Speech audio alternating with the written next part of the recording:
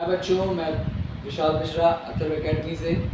आज का टॉपिक है इंट्रोडक्शन टू ट्रिग्नोमेट्री। ठीक है, थोड़ा सा दिल खुश है क्योंकि बारिश हो रही है, मौसम बहुत अच्छा है, तो हम लोग ट्रिग्नोमेट्री का इंट्रोडक्शन करेंगे। ठीक है, व्हाट इज़ ट्रिग्नोमेट्री? तो डेफिनेशन नहीं मुझे बतानी, मुझे केवल आपको इंट्रोड्यूस करना है।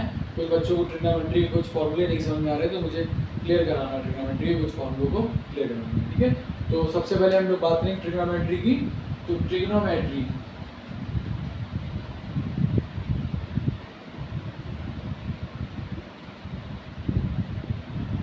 ठीक है, यहाँ पर हम देखेंगे ट्रिग्नोमेट्री की शुरुआत होती है राइट एंगल ट्रायंगल से।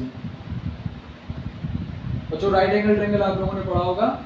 ट्रिग्नोमेट्री में सबसे पहले हम बात करते हैं तो एंगल होता है, उसको हम थीटा बोलते हैं। ए बी सी एक राइट एंगल ट्रायंगल है। यहाँ पर BC जो है इसको परपेंडिकुलर बोलते हैं, इसको B से प्रेजेंट करते हैं। AB बेस है, इसको हम लोग B से प्रेजेंट करते हैं। और ये आपका हाइपोटेनस है, इसको हम लोग H से प्रेजेंट करते हैं। याद रखिएगा, किसी भी राइट एंगल ट्रायंगल में सबसे बड़ी लाइन जो होती है वो हाइपोटेनस ही होती है। तो हम ट्रिग्नोमेट्री की जब बात करते हैं तो यहाँ पर हमारे सामने कुछ एंगल आते हैं, इसमें हम लोग शुरुआत करते हैं एंगल की। तो सबसे पहला एंगल होता है साइन थीटा। बच्चों ध्यान से देखिएगा, साइन थीटा। दूसरा एंगल हमारा आता है कॉस थीटा। ठीक है, थर्ड एंगल हमारा आता है टेन थीटा। उसके बाद हमारा फोर्थ एंगल आता है कॉसेक थीटा। उसके बाद हमारा नेक्स्ट एंगल आता है sec theta and next angle आता है कॉट थीटा। तो सबसे पहले आपको कुछ नहीं करना है, सबसे पहले आपको ये एंगल जानने हैं, sine theta, cos theta, tan theta, cosec theta, sec theta, cot theta. अब क्या करना है बच्चों, हम लोग इसको पढ़ सकते हैं ऐसे, sine theta is equal to formula होता है P अपॉन H। इसके कुछ बेसिक फॉर्मूले आपको याद करने पड़ेंगे, यानी परपेंडिकुलर अपॉन हाइपोटेनस। याद रहे, H for hypotenuse not height. Okay, next हमारा है cos theta, base upon hypotenuse, यानी H for hypotenuse, P for base. And tan theta is equal to होता है P अपॉन H, यानी perpendicular upon P upon B, perpendicular upon base. अब बात करेंगे cosec theta की। तो बच्चों याद रखिएगा, cosec theta is equal to होता है H upon P। Sec theta is equal to होता है H upon B and cot theta is equal to होता है B अपॉन P। तो बच्चों आप लोगों ने क्या समझा कि साइन थीटा जो है, आप देखिए कॉसेक थीटा जस्ट उसका अपोजिट आ रहा है, यानी अगर ये P अपॉन H है तो H अपॉन P होगा। Cos theta P upon H है तो ये H अपॉन B होगा।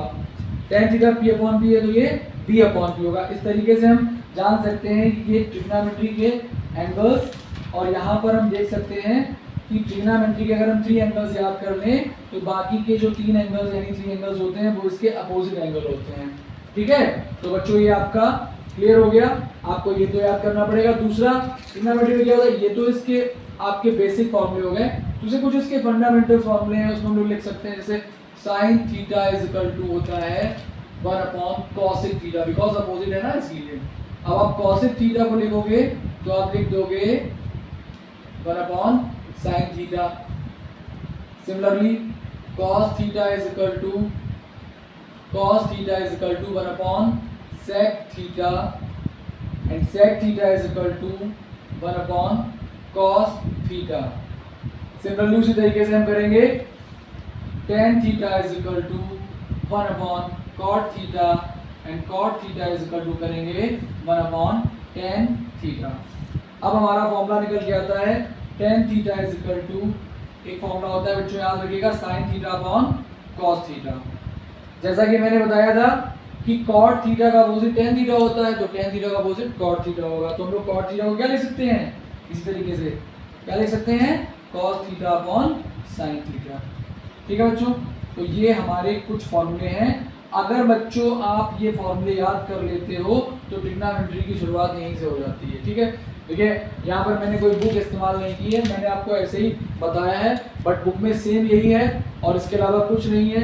आप देखिएगा कोई भी फॉर्मूला रॉन्ग नहीं है, सारे फॉर्मूले इजी हैं और सारे फॉर्मूले वही हैं जो एज इट इज बुक में लिखे हुए हैं। तो आप लोग इससे क्या सीख सकते हैं, ये आपकी बेसिक चीज़ है, ये आपकी बेसिक चीज़ है ट्रिग्नोमेट्री की। अगर आप इसको अच्छे से लर्न कर लेते हैं तो आपकी ट्रिग्नोमेट्री की शुरुआत यहीं से हो जाती है। और याद रखिए बच्चों, अगर आपको ये फॉर्मूले ट्रिग्नोमेट्री में लर्न नहीं है, आप ट्रिग्नोमेट्री आपको बाउंस हो जाएगी। देखा क्रिकेट में बाउंस, गेंद पर बाउंसर जिसको बोलते हैं, बिल्कुल वैसे ही आपके एकदम ऊपर सिर से निकल जाएगी, आपको बिल्कुल भी समझ में नहीं आएगा। बट मैं इस बात की गारंटी ले रहा हूँ, अगर आप ये फॉर्मूले लर्न करते हो तो आप ट्रिग्नोमेट्री की शुरुआत यहीं से कर देते हो। और ट्रिग्नोमेट्री बिल्कुल ईजी, इतना ईजी है।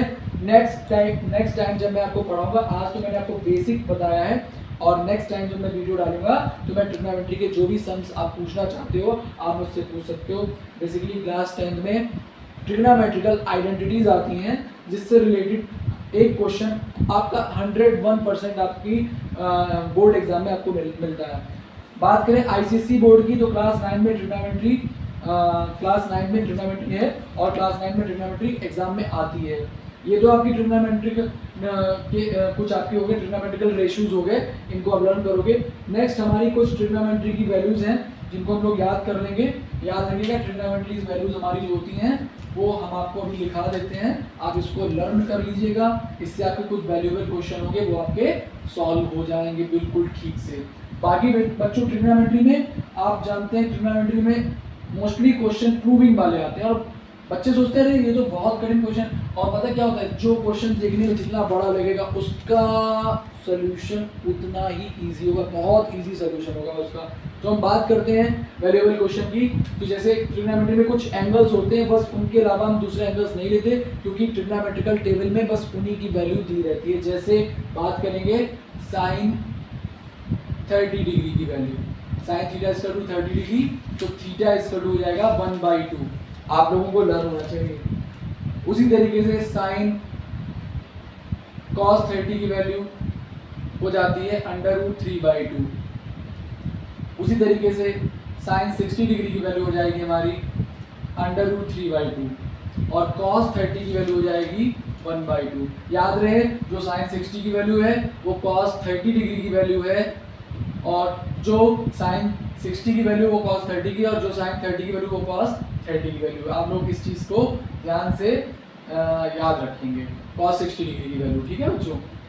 तो अब बात होती है tan theta, sine 45 degree, sine 45 degree √1/2, cos 45 degree इसकी वैल्यू भी √1/√2 होती है, सॉरी।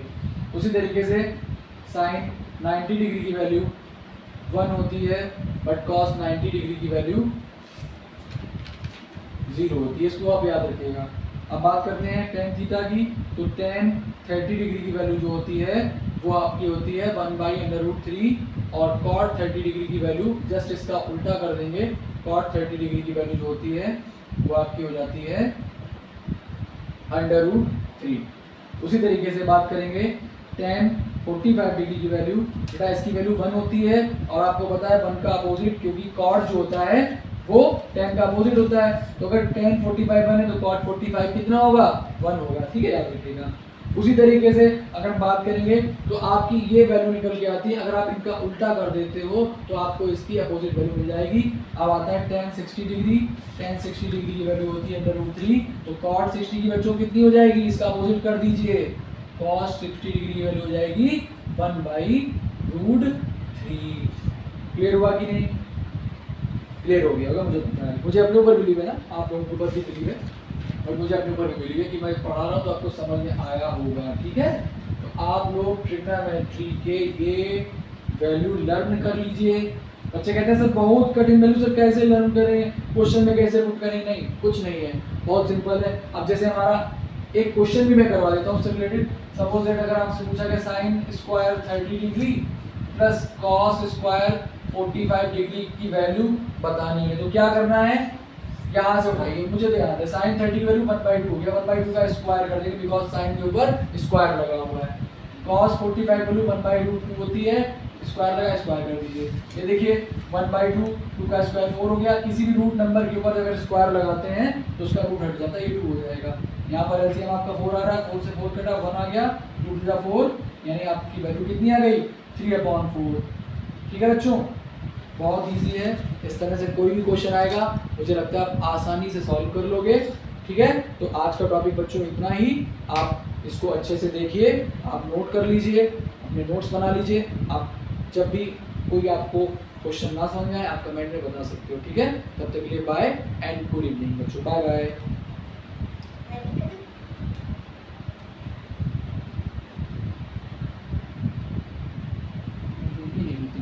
हाँ देख लो हमने ओके दबाया क्या तब से चल रहा था वीडियो, तुम देखा ही नहीं, अब टच कर तो हो ही चुका।